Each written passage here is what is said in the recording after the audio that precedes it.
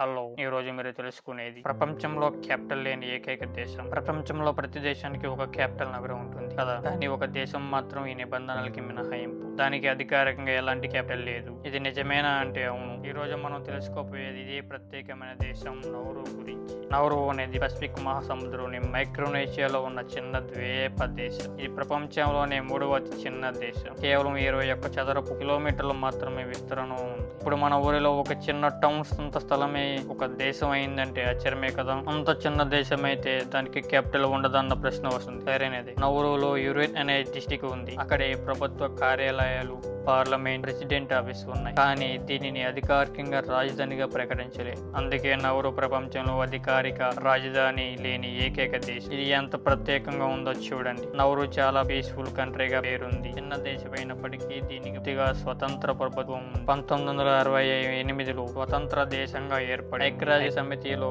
సభ్యత్వ దేశంగా కూడా ఉంది. ఇక్కడ పెద్దగా ట్రాఫిక్ లేదు, అందమైన బీచ్లు, సైలెంట్ లైఫ్, చాలా స్పెషల్ ఫీల్ ఉంది. ఇవే నౌరు గురించి కొన్ని రియల్ అండ్ ఇంట్రెస్టింగ్ ఫ్యాక్ట్స్. మీరు ఎప్పుడైనా క్యాపిటల్ లేకపోయిన దేశం గురించి విన్నారా? ఇప్పుడు విన్నారు. ఇలాంటి మరిన్ని ఆసక్తికర వీడియోల కోసం మా ఛానల్ సబ్స్క్రైబ్ చేయండి, వీడియోను లైక్ చేయండి, మీ ఫ్రెండ్స్ తో షేర్ చేయండి.